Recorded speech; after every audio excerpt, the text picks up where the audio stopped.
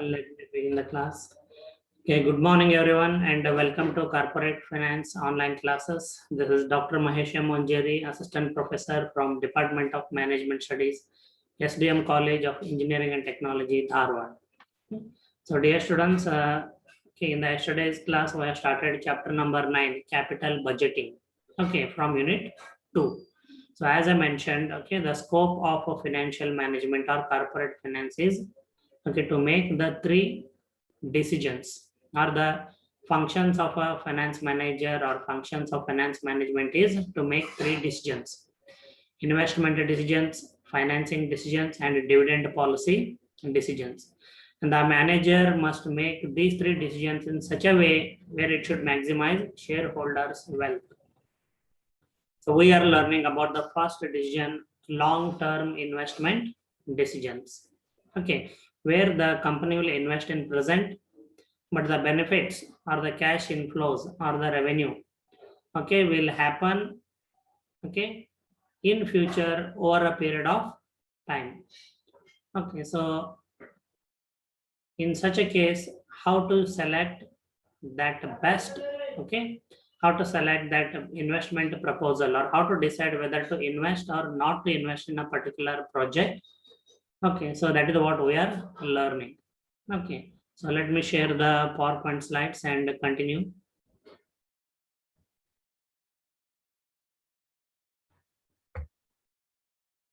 Students, I hope you can see the PowerPoint slides.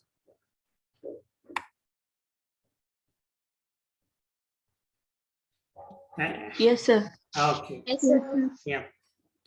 So capital budgeting, as we have already learned, is the process of evaluating and selecting long-term investments that are consistent with the goal of shareholders' wealth maximization.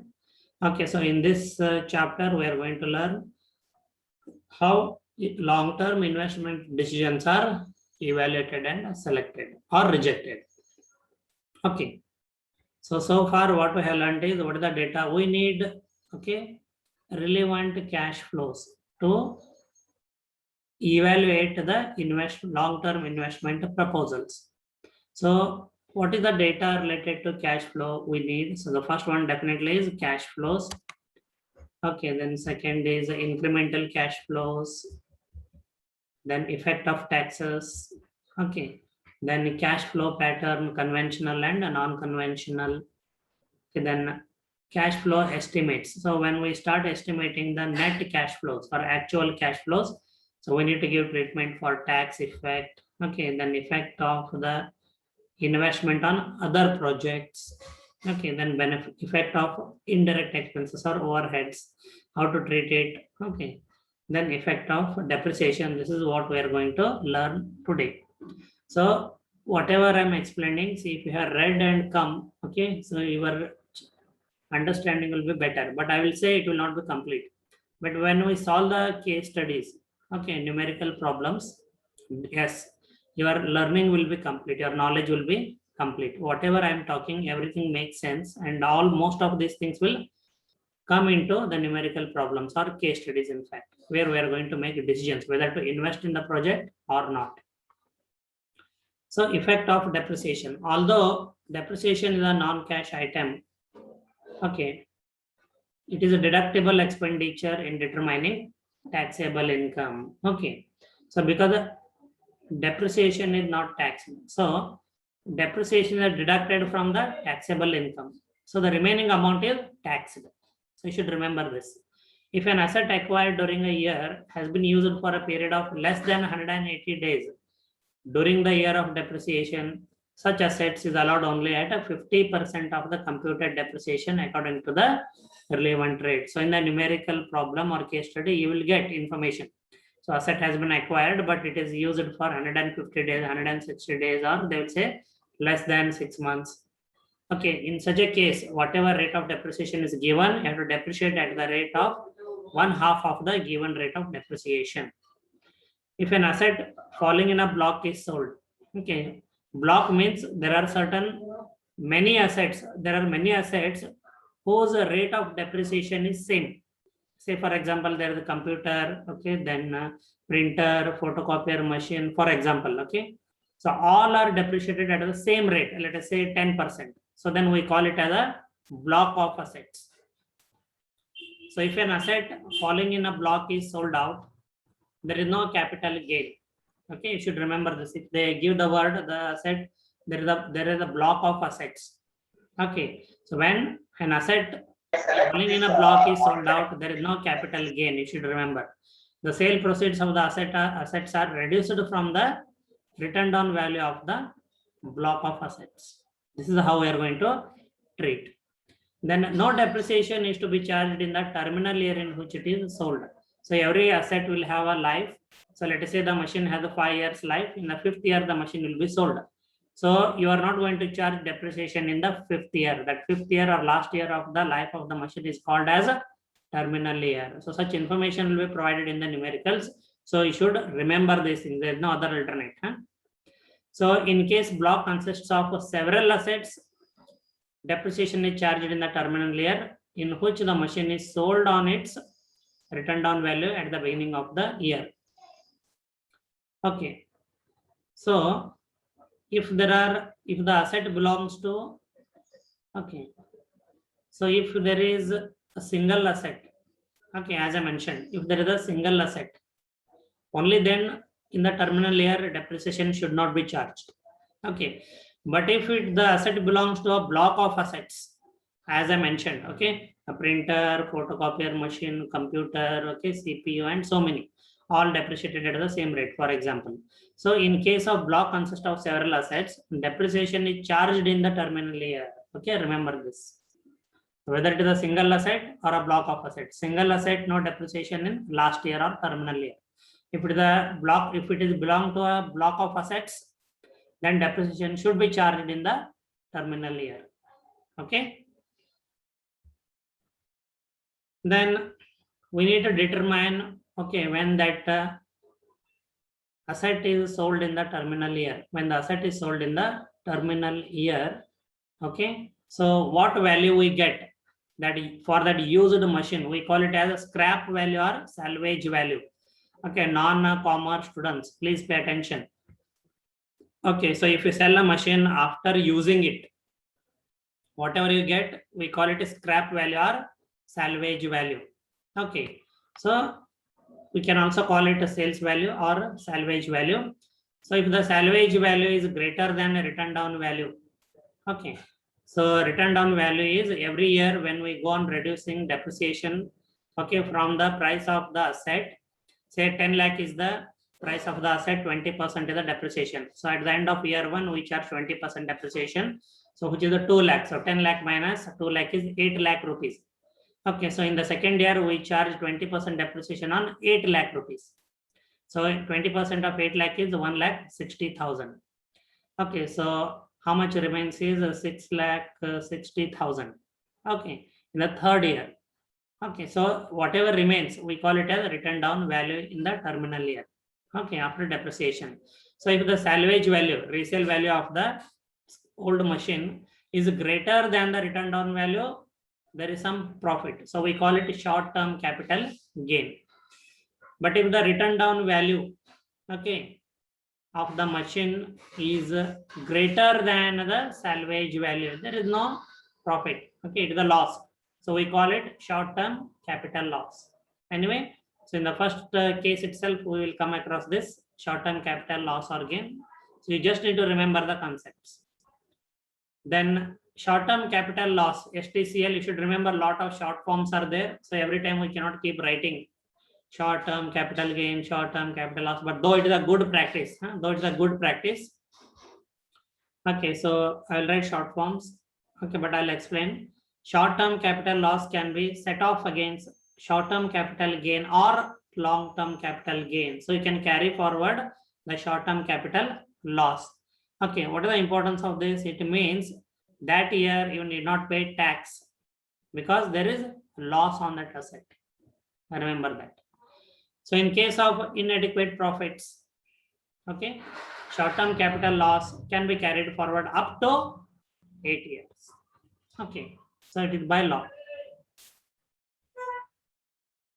Yeah, I think I'll pause here. So anybody who is not able to understand any concept, how depreciation should be treated in estimating cash flows? Because once we say this asset or investment is going to generate a revenue of 10 lakh rupees, 10 lakh rupees not the net cash inflow. Okay, so you need to deduct tax. Okay, remember that. Okay, so then first we reduce depreciation, then we arrive at the taxable income, we charge tax and reduce tax. Okay, then we get okay, certain amount, we add back depreciation to it. Okay, so this is how we calculate and arrive at the actual cash flow. So while estimating cash flows, how depreciation is to be treated, that is what I explained. Even though, okay, if you do not respond, it is not a problem. When we solve numericals, at least then you should have the idea what I'm talking about. Everything almost what I'm explaining will come. Okay, usually what teachers do is they directly go for the numericals. They don't give this background. That is what I have observed. Okay, this subject financial management is the subject where highest number of students fail in VTU MBA program. Okay, across any semester, semester 1, 2, 3, 4. Okay, this is what I have experienced in the last 13 years. Okay, so that is the reason when I analyzed, okay, proper textbook is not selected, syllabus is not properly covered, okay, or taught directly with the numericals, a little bit with the theoretical background. Okay, students are not able to understand what exactly they are doing. Well, so many adjustments are there. You saw this is 17th or 18th slide now. All those adjustments have to be informed to the students well in advance. Material has to be given to the students so that they can read and remember. Then while solving the numericals, when we treat each of this, tax, depreciation, and so on, okay, the chances of understanding and remembering are higher. Okay. So no doubts on the effect of depreciation? Yes, no, any feedback, any response? Okay, so your class representative Keshav says no, so then I'll move ahead. Okay, then working capital effects in estimating cash flow. Okay, so working capital is required for the day-to-day operations. Okay, simply understand working capital is required for the day-to-day operations, and working capital is estimated or calculated for 1 year only. Okay, it is not done for long term. The working capital may constitute a significant part of the total investment in a project. The increased working capital forms part of the initial cash outlay. Cash outlay means cash outflow or investment amount. The additional net working capital will be returned to the firm at the end of the project's life. So in the numerical or case study, they mentioned that on account of the investment, the company would require additional working capital. Okay, let's say that for example, 10 lakh is the investment and additional working capital required is another 1 lakh. So you are going to add 10 lakh plus 1 lakh is equal to 11 lakh will become the total investment. Okay, so you need to do this calculation. Okay, then the additional net working capital will be returned to the firm at the end of the project life, in the last year of the project. If the life of the project is 5 years, in the 5th year, that working capital has to be returned to the company at its present value. Okay, this is how working capital is treated or considered in estimating net cash flows. So therefore, the recovery of the working capital becomes part of the cash inflow stream in the terminal year or final year of the project. So some students, I can recall, they miss this. They forget to add back the additional working capital, which has become part of the total cash outflow in the beginning. Okay, anyway, we'll see how we do it all. Okay. Then determination of relevant cash flows. The data requirement for capital budgeting are cash flows, that is cash outflows and cash inflows. Their computation depends on the nature of the proposal. So there are, for the investment in new capital projects or long-term capital project means long-term investment projects. Okay, the investment in new capital projects can be categorized into 3.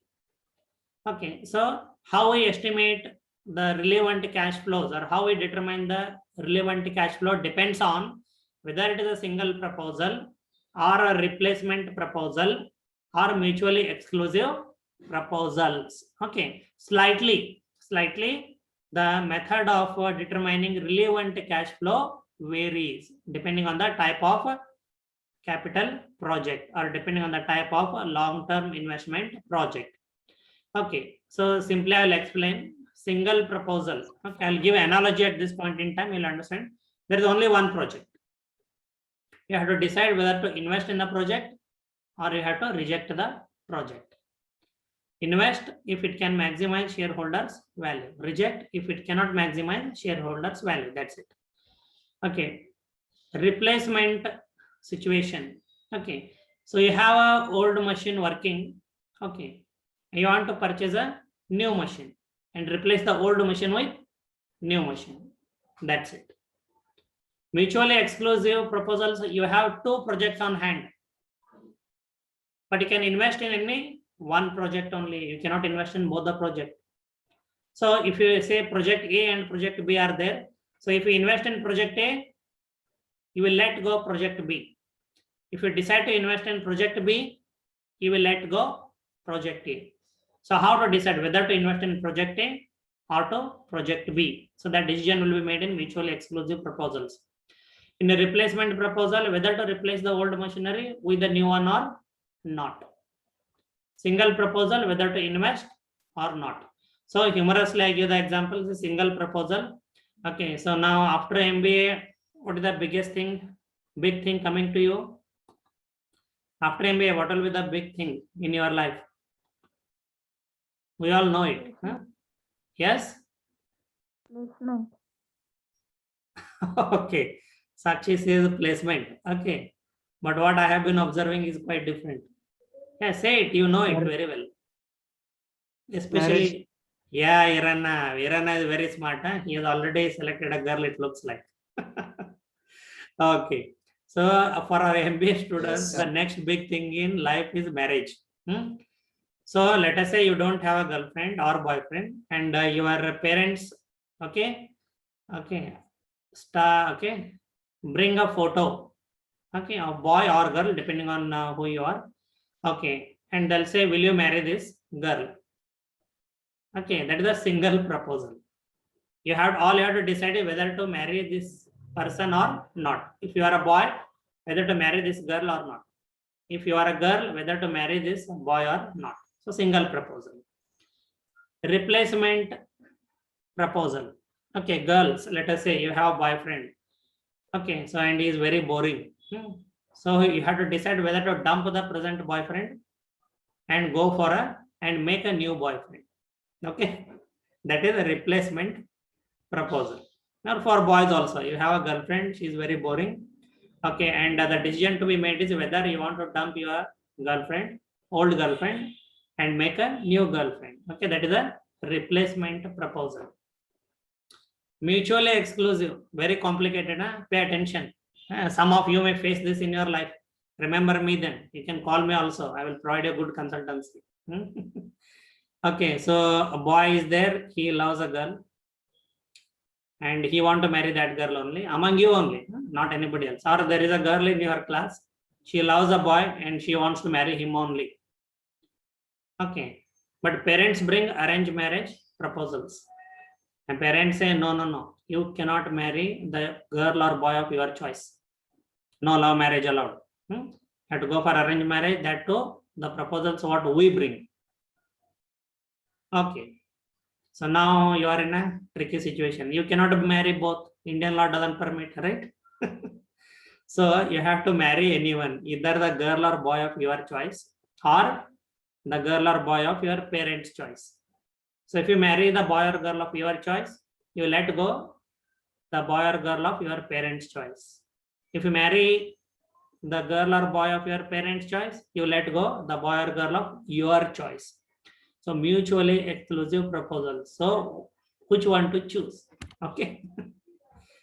Okay, so that is just for humor, but anyway, we'll get into these types of projects more into serious way. So anybody want to comment anything?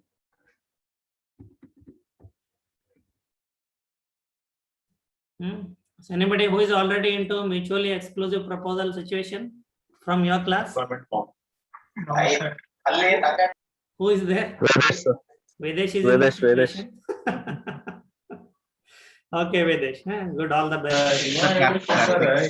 Sir, single proposal, sir. ಸುಳ್ಳ ಹೇಳತ್ತಾನ ಆಯ್ತು okay no problem okay now dear students pay attention, we'll now go ahead with the determination of relevant cash flow in case of single proposal. How to determine relevant cash flows in case of single proposal.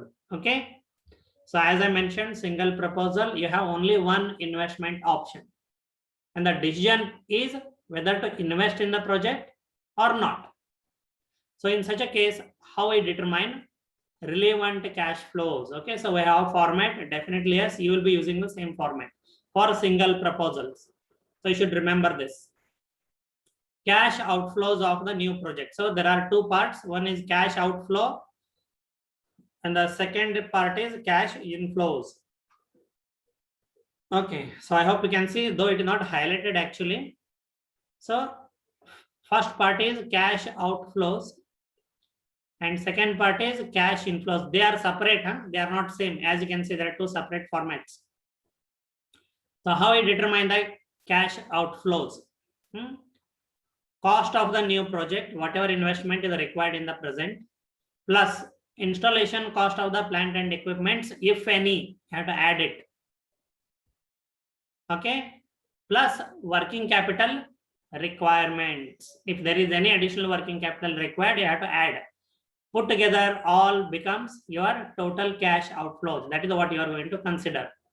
Why it is put minus here, plus or minus? Because in the terminal year of the project, last year of the project, we are going to return the additional working capital which we added to the initial investment.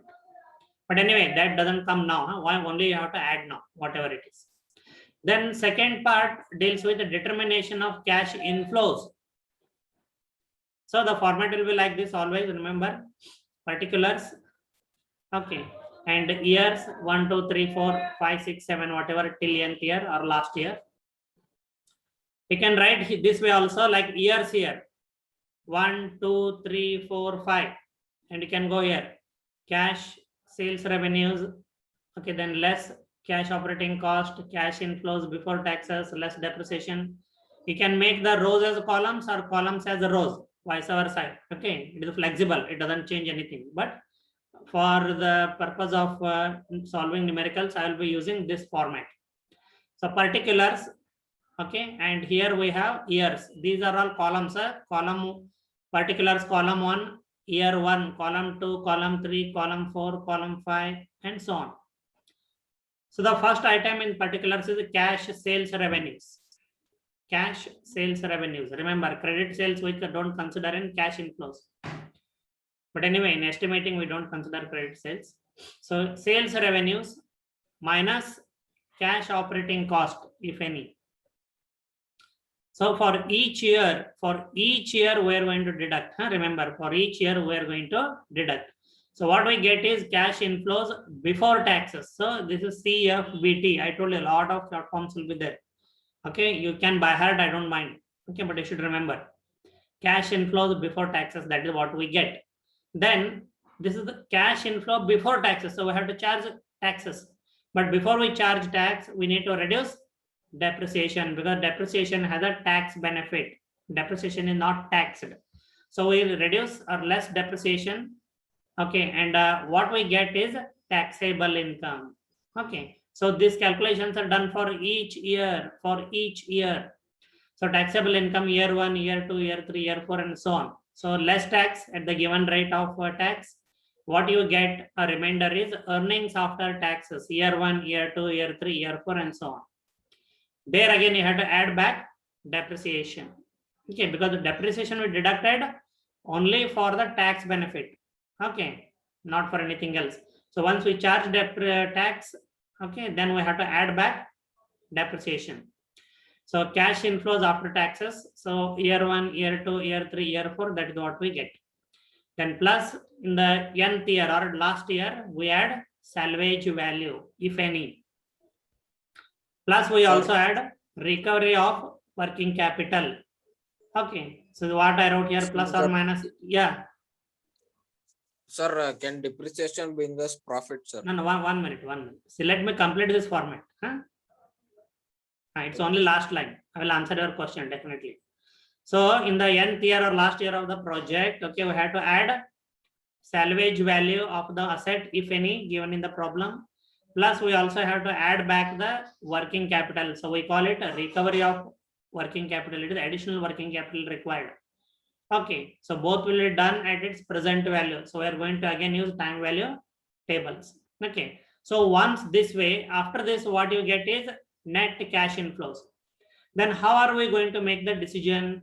Okay, we deduct cash, total cash outflow minus total cash inflow. Very simple. Total cash outflow minus total cash inflow. If the difference is a positive, accept the project, invest in the project. If the difference is a negative, reject the project, as it cannot maximize shareholders' value. And when we compare, initial cash outflow is in the present, cash inflows are going to happen in future over a period of time, year 1, year 2, year 3, year 4, and so on. But all these cash inflows, we are going to convert them to their present value. Remember, we are going to convert them to their present value. Salvage value also, okay. Sorry, recovery of working capital also will be, we are going to find out its present value. So all the values here in this table will be in their present value. Yes, salvage value also will be converted to its present value. Then we minus from total investment, or total cash outflow minus total cash inflow. Okay, then if the difference is positive, accept. If the difference is negative, reject the project. Okay, so this is how we are going to arrive at, okay, making the decision whether to invest in the single proposal or not. Okay, so now if any doubts, queries you have, you can ask me. Now, Keshav, your question now. Sir, can depreciation be profitable, sir? No, I do not understand your question, please. Sir, Yeah, when 1 minute. I can answer in this way. You check whether it is correct. Can it be profitable? You want to ask, right? Yes, sir. See, when there is depreciation, what happens? Okay, see, I will give you an example. If the cash inflows before taxes are 100 rupees, imagine cash inflows before taxes are 100 rupees. Okay, and Yes, sir. depreciation is 20 rupees, you imagine. Depreciation is 20 rupees. Okay. And the tax rate is, let us say, 10%. Tax rate is 10%. Now you see whether depreciation can prove profitable or not for the company. So 100 rupee cash inflows before taxes minus 20 rupee depreciation. What is the taxable income? 80 rupees, right? Yes, sir. Taxable income is 80 rupees. Tax rate is 10%. 10% of 80 rupees is 8 rupees, right? So 80 minus Yes, sir. 8 is 72 rupees. Earnings after taxes are 72 rupees. You got it? And now let's consider Yes, sir. CFBT is 100 rupees. There is no depreciation. There is no depreciation. Okay. So what is the tax rate? 10%, you remember? 10%. 10% I said. Okay, so what is the taxable income now in the absence of depreciation? All 100 rupees are taxed. Correct? So what is the 10% of 100 rupees? 10 rupees. 10 rupees, right? So in the previous case, Yes, what sir. are the tax? Tax was same, sir, 10%. 10% of 80 rupees. Sir, 10% of 80 rupees, 8 rupees. So where, in which case we paid more tax? When depreciation was there or when depreciation was not there? depreciation was there, sir. When depreciation was there, we paid less tax, 8 rupees. When depreciation was not there, we paid 10 rupees, more tax. So which is profitable? The presence of depreciation is profitable. Profit. This Sir, way, but we paid depreciation charges now, sir. it is a non-cash cost. We don't pay it. It is a non-cash cost. You Okay, sir. don't pay. Do you pay depreciation deducted to anybody? Like say we pay interest on the loan, right, to the bank. We actually pay. Yes, We sir, pay interest to bank, but we don't pay depreciation to anybody. It is a non-cash cost. It is deducted and added to the sinking Yes, sir. fund. Hmm. But the value goes down, no, sir. Our value, our money No, value. no. You are wrong. Huh? So what I'm saying, value of the asset decreases over a period of time. See, you purchase a new car. Will it remain in same condition after 10 years? No, sir. So every year its resale value goes on decreasing. If you have taken a general insurance policy on automobile, they show every year how your vehicle goes on depreciating, right? That way. There is no concept of loss here. As you go on using the machine deteriorates. So we call it depreciation. That's Okay, sir. so if I charge depreciation, okay, say 10 lakh rupee machine, 20% depreciation, life of the machine is 5 years, 20% I set off every year. At the end of 5 years, I will have 10 lakh rupees. I can use that money to buy a new machine. That's it. That is why depreciation is charged. Sir, I have this concept, sir. We have 100 rupees, sir. Your same concept, sir. I have 100 rupees profit and depreciation is 20%. That is 20 rupees. The tax is 8%, 8 rupees 10, as you said, sir. 10% I said. 8 rupee it will become. That is 8 rupees. Yes, sir. Will the depreciation money remain with us or it will With go us, somewhere, with sir? us, with us. It Okay, doesn't sir. go out of company. That's why it is called a non-cash cost. Okay, sir. Okay, sir. Remaining whatever it is, it goes out from the company. Okay. Yes, sir. Yes. Like tax, interest, it goes out of the company.